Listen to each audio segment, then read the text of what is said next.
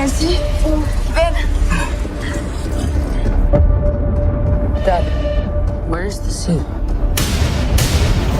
This is Welsh, captain of the Shanghai. So happy to finally hear someone.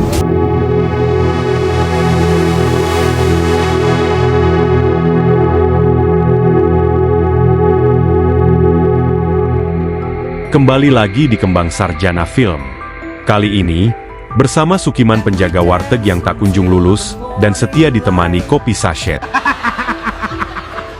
Hari ini kita akan membahas sebuah kisah survival penuh ketegangan dari film Survive 2024. Film ini mengisahkan perjuangan sebuah keluarga kecil yang terjebak dalam bencana global ketika keseimbangan bumi berubah secara drastis. Lautan menghilang, kutub bergeser, dan dunia yang mereka kenal perlahan runtuh. Di tengah kekacauan alam, kelangkaan sumber daya, serta ancaman manusia dan makhluk buas, Julia bersama kedua anaknya harus bertahan hidup sambil mencari harapan di dunia yang nyaris musnah. Oke, tanpa berlama-lama, mari kita bahas satu persatu bagaimana perjuangan mereka dimulai hingga menghadapi akhir yang penuh ketegangan.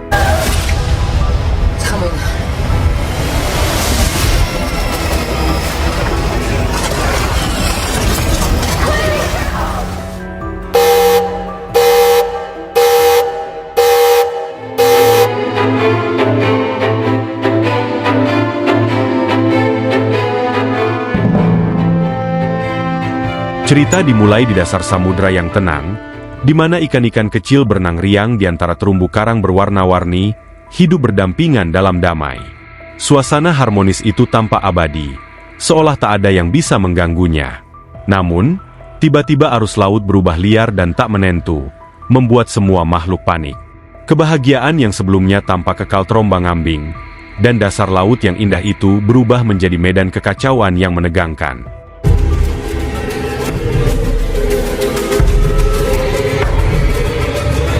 Cerita kemudian berpindah ke sebuah keluarga yang sedang menikmati liburan di Laut Karibia.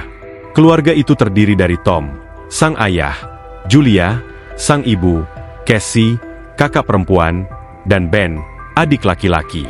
Masing-masing sibuk dengan kegiatan mereka sendiri. Tom dan Ben asyik memancing, Cassie bersantai sambil mendengarkan musik, dan Julia memilih berenang menikmati sejuknya air laut. Suasana penuh keceriaan dan kedamaian, seolah waktu berhenti sejenak untuk keluarga itu.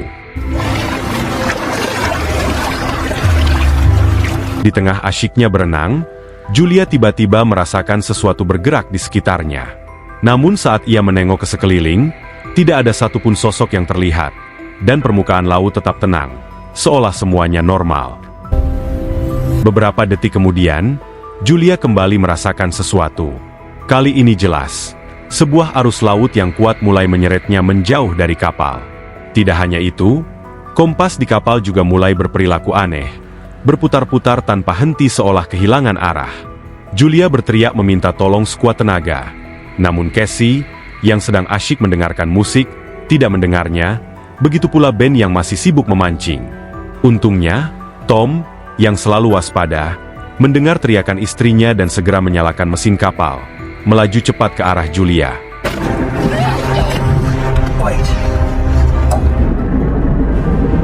Begitu kapal mulai mendekat, Tom langsung menceburkan diri ke laut, berenang sekuat tenaga untuk meraih Julia dan menyelamatkannya.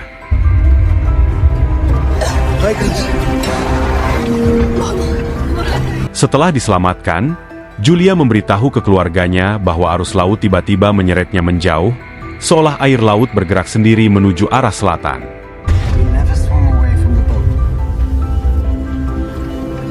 Di malam harinya, mereka merayakan ulang tahun Ben yang ke-13. Suasana hangat dan meriah, dan Ben terlihat sangat senang ketika Tom dan Julia memberikannya hadiah yang sudah lama diidamkannya, yaitu sebuah laptop. Tom kemudian memperingatkan Ben dengan tegas bahwa laptop itu hanya boleh digunakan untuk belajar, bukan untuk bermain game. Ia menegaskan bahwa jika Ben tetap bermain game, laptop tersebut akan disita. Cassie hanya tersenyum melihat adiknya begitu bersemangat. Setelah pesta perayaan ulang tahun selesai, Cassie kemudian mendapat video call dari pacarnya, Adam, menggunakan laptop baru milik Ben.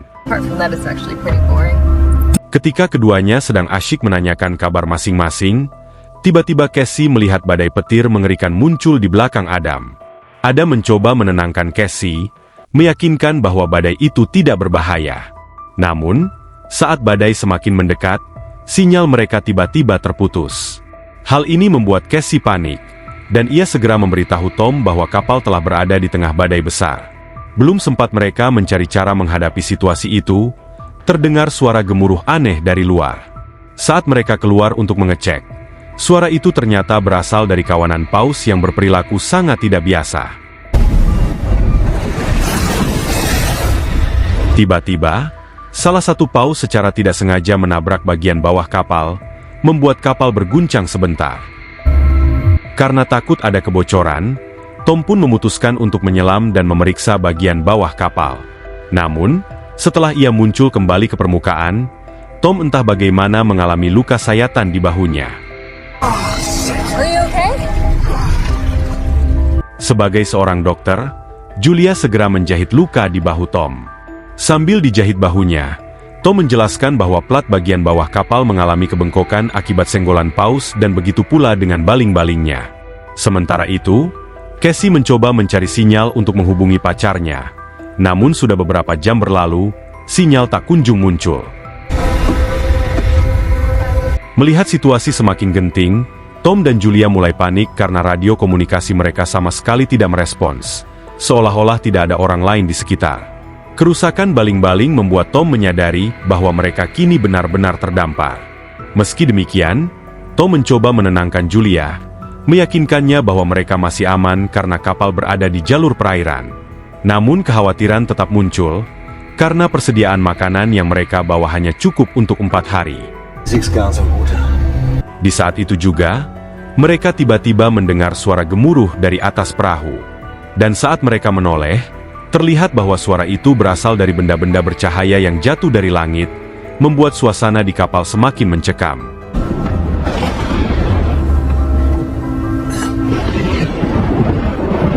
Melihat benda-benda bercahaya itu jatuh semakin dekat, Tom pun nekat menyalakan mesin kapal dan menggerakkannya, berusaha menjauh dari kejatuhan benda yang diduga meteor.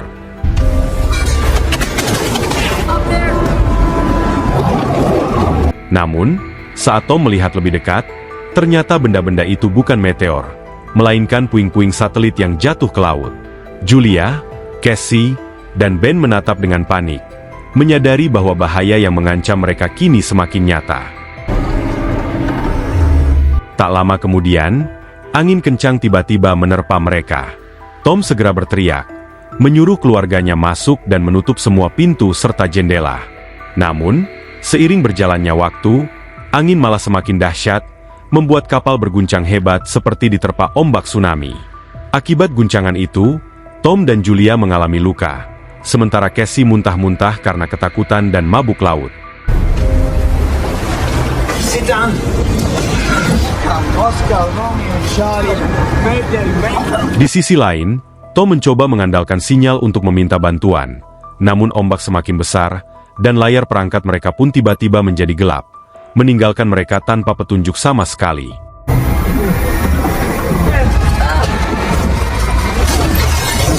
Di pagi harinya, kapal terlihat sudah tenang. Tom membangunkan keluarganya, dan mereka segera keluar untuk mengecek keadaan kapal. Namun, begitu menatap sekeliling, keempatnya terperangah.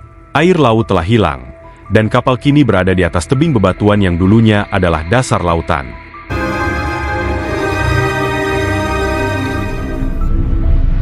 Dengan berbekal peta dan kompas, Tom akhirnya menyadari bahwa yang terjadi bukan sekadar bencana biasa. Kutub magnet bumi telah bergeser, sehingga lautan yang semula berada di sekitarnya kini telah pindah tempat. Tom menjelaskan kepada Julia, Cassie, dan Ben bahwa pola medan magnet dan posisi lautan telah berubah drastis.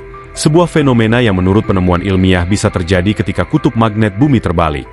Meski pengetahuan itu memberinya jawaban, suasana hati keluarga itu justru menjadi semakin mencekam. Mereka menyadari bahwa air laut yang hilang berarti hampir seluruh daratan di bumi telah berubah, dan hampir tidak mungkin banyak manusia selamat dari peristiwa ini. Cassie pun terdiam, menyadari bahwa kondisi ini mungkin berarti kehilangan orang-orang yang mereka cintai, termasuk kemungkinan pacarnya tidak lagi hidup. me souviens de rien. J'imaginais pire. Sambil menyiapkan perbekalan, Julia mulai merapikan semuanya. Sementara Ben melepaskan balon-balon dari pesta semalam agar para penyintas yang masih hidup bisa melihat keberadaan mereka dari kejauhan. Tom kemudian mencoba mengirimkan sinyal radio, siapa tahu ada yang menjawab. Beberapa menit berlalu, dan ternyata seorang pria akhirnya meresponsnya. This is now. Pria itu bernama Nao, kapten kapal selam kecil. Sebelum bencana terjadi, Nao dan satu rekannya sedang menjalankan misi di dasar laut, dan itulah sebabnya Nao masih selamat hingga kini. Link to my instruments and the secret return. Nao kemudian memberitahu Tom bahwa ia melihat tanda-tanda gerakan sistematis yang menandakan kutub akan kembali ke posisi semula, sehingga lautan diperkirakan akan kembali dalam waktu sekitar seminggu. Karena itu, Nao menyarankan Tom beserta keluarganya mencari tempat yang lebih tinggi, karena perpindahan laut akan menimbulkan mega tsunami yang sangat tinggi. Karena Tom dan Julia sangat mementingkan keselamatan anak-anak mereka, Tom lalu menanyakan kepada Nao apakah kedua anaknya bisa diselamatkan. Nao menjelaskan bahwa kapal selam miliknya sangat kecil, dan hanya bisa menampung 3 orang. Untungnya, rekan Nao baru saja meninggal diserang kepiting raksasa, sehingga masih ada tempat untuk kedua anak Tom. Nao kemudian memberikan koordinat tujuan kepada Tom. Perjalanan dengan berjalan kaki diperkirakan memakan waktu 3 hari, mengingat lautan akan kembali dalam seminggu. Tom pun segera meminta Julia dan anak-anaknya untuk berkemas-kemas. So scientific about this stuff. Only the children. I will stay connected on Channel 16. Good luck. Saat mereka sedang berkemas-kemas, tiba-tiba Tom melihat seorang pria bersama seekor anjing yang berjalan menuju mereka. Tanpa berpikir panjang, Tom segera mendekati pria itu untuk menawarkan sedikit air. Sesampainya di dekatnya, Tom mendapati bahwa pria tersebut terluka di bagian kakinya. My wife's doctor if you need any help. Ketika Tom hendak mengajak pria itu ke kapal untuk mengobati lukanya, pria tersebut tiba-tiba menyerang Tom dengan menusukkan sebuah senjata tajam buatan sendiri, hingga Tom terjatuh. Ia kemudian melanjutkan serangan ke Julia dengan melempar tombak. Namun untungnya hanya mengenai bahunya dan tidak lebih parah.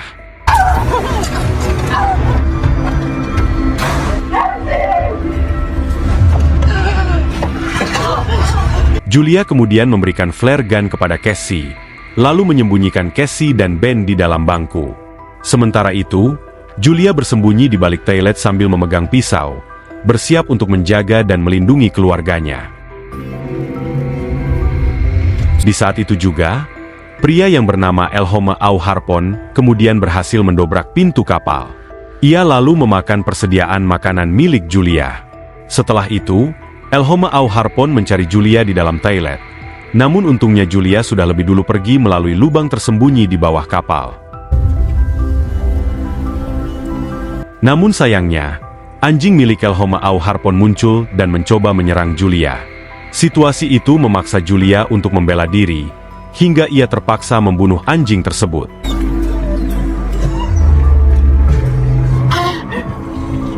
Melihat anjingnya terbunuh, Elhoma Auharpon semakin murka.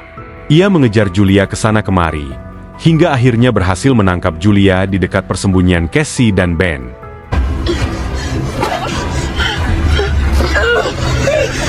Melihat ibunya terancam, Cassie memberanikan diri menembak Elhoma Auharpon menggunakan flare gun.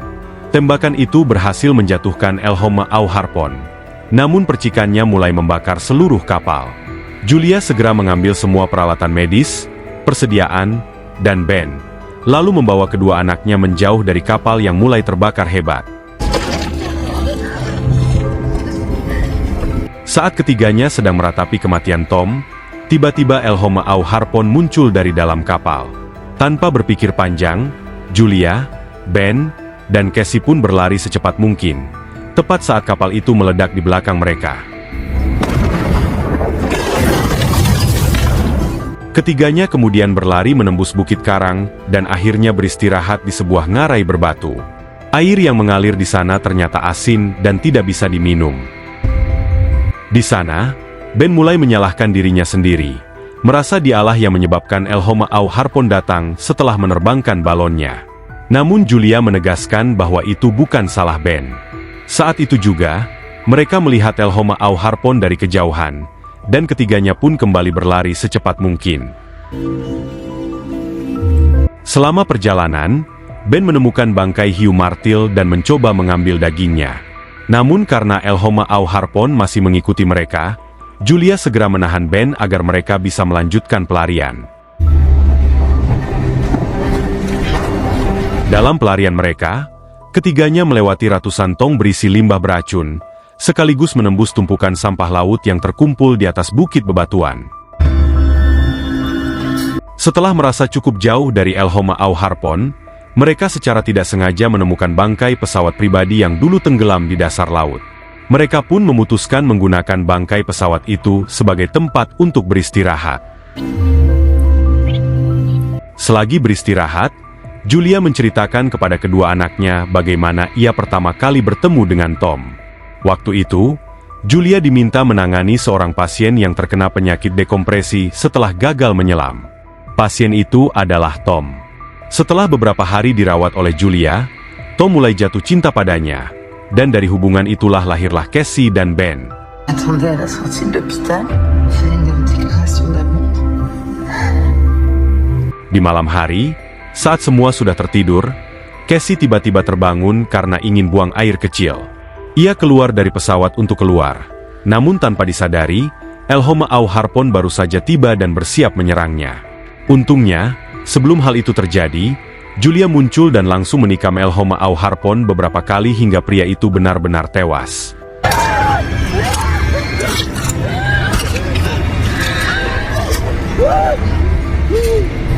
Alhasil, Julia pun merasa lega, karena kini tidak ada lagi ancaman yang bisa membahayakan anak-anaknya. Singkat cerita, keesokan harinya saat ketiganya hendak melanjutkan perjalanan, mereka dikejutkan oleh mayat Elhoma Au Harpon yang hancur berantakan. Dari situlah Julia sadar, masih ada ancaman yang jauh lebih menyeramkan daripada Elhoma Au Harpon, yaitu binatang buas.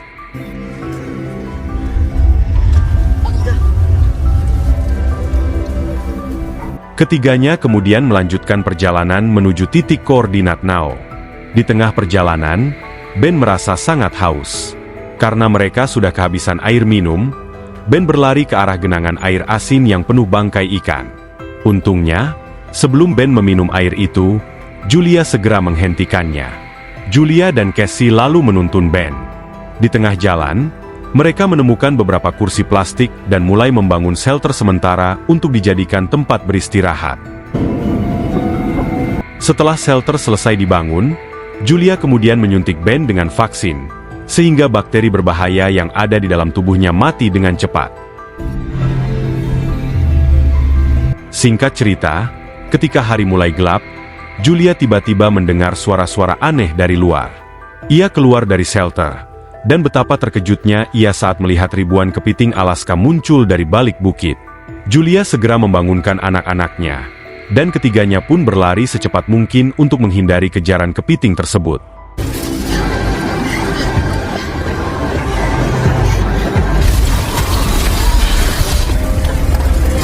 Selama pelarian, mereka melihat sebuah kapal barang besar.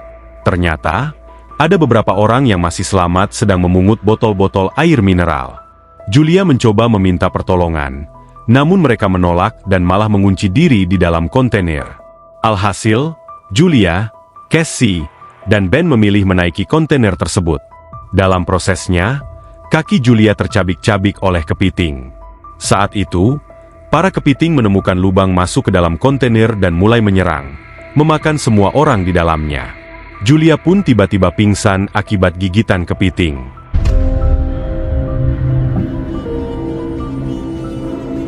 Singkat cerita, keesokan harinya Julia terbangun dan menyadari bahwa Ben serta Cassie sudah tidak ada di dekatnya. Tak hanya itu, angin kencang mulai bertiup di wilayah tersebut, menandakan bahwa kutub akan kembali ke posisi semula. Akhirnya Julia bertemu kembali dengan Cassie dan Ben. Mereka bertiga masuk ke dalam kontainer untuk mengambil senapan dan perlengkapan lainnya. Sambil menunggu angin kencang reda, Julia menggunakan bubuk mesiu untuk membakar luka di kakinya.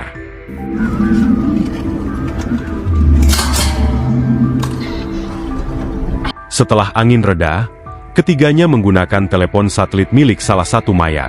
Nao kemudian memberitahu Julia bahwa perkiraannya tentang kembalinya lautan ternyata salah. Lautan akan kembali ke posisi semula hari itu juga, tepatnya dalam 3 jam. Untuk menunjukkan lokasinya, Nao menembakkan flare gun yang terlihat oleh Julia dan Ben. Tanpa membuang waktu, mereka bertiga segera bergerak menuju lokasi Nao yang jaraknya cukup jauh. Meski perjalanan terasa berat, mereka terus melangkah hingga akhirnya tiba di sebuah ngarai yang dipenuhi batu-batu karang. Ketika mereka hampir keluar dari ngarai, batu-batu di sekitarnya mendadak ambruk, membuat Cassie dan Ben terpisah dari Julia. Menyadari waktu yang tersisa hanya 1 jam sebelum lautan kembali, Julia meminta Cassie membawa Ben menuju Nao secepat mungkin. Namun sebelum berpisah, Cassie dan Ben sempat mengatakan kepada Julia betapa besar rasa sayang mereka padanya. Setelah itu, Cassie dan Ben segera bergegas menuju kapal selam kecil tersebut. Sesampainya di sana, Cassie mendapati Nao dalam kondisi sekarat akibat serangan kepiting. Menyadari ajalnya sudah dekat, Nao meminta Cassie kembali menjemput Julia agar mereka bisa masuk ke kapal selam bersama. Tanpa ragu, Cassie segera berlari kembali menuju ngarai untuk menolong ibunya. Sementara itu, Julia yang sudah diliputi keputusasaan dikejutkan oleh kemunculan puluhan kepiting yang mendekat. Sebagai perlawanan terakhir, ia menembaki makhluk-makhluk itu dengan senapannya. Namun jumlah kepiting terlalu banyak hingga pelurunya habis. Saat Julia hampir menyerah pada nasibnya, Cassie tiba-tiba muncul dari balik longsoran batu, dengan sisa tenaga yang ada, menarik ibunya keluar. Setelah berhasil, keduanya berlari menuju kapal selam, dikejar oleh ribuan kepiting Alaska. Julia, Cassie, dan Ben akhirnya naik ke atas kapal, membuat kawanan kepiting itu tak mampu menjangkau mereka. Tak lama setelah ketiganya masuk ke dalam kapal, sebuah mega tsunami yang kembali dari kutub utara tiba-tiba menerjang. Hantaman dahsyat itu mengguncang kapal selam dengan keras, membuat Julia, Cassie, dan Ben terombang-ambing hebat. Dalam kondisi tersebut, ingatan Julia melayang pada kenangannya bersama Tom, sebelum akhirnya ia kehilangan kesadaran.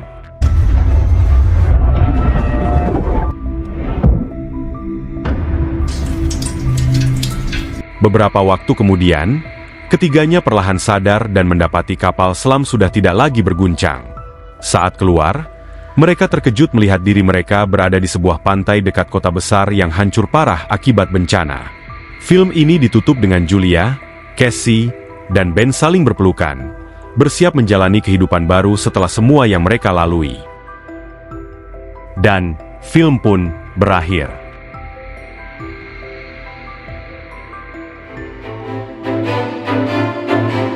Itulah alur cerita film Survive 2024. Sebuah kisah bertema bencana dan survival yang menegangkan, memperlihatkan perjuangan sebuah keluarga menghadapi perubahan ekstrim bumi dan ancaman mematikan dari alam. Semoga rangkuman dari Sukiman penjaga warteg ini bisa menambah wawasan sekaligus menemani waktu santai kalian. Admin mohon maaf apabila masih terdapat kekeliruan dalam penyampaian alur cerita, penyebutan nama tokoh, maupun detail lainnya. Terima kasih sudah menyimak dan terus mendukung Kembang Sarjana Film. Sampai jumpa di pembahasan film berikutnya.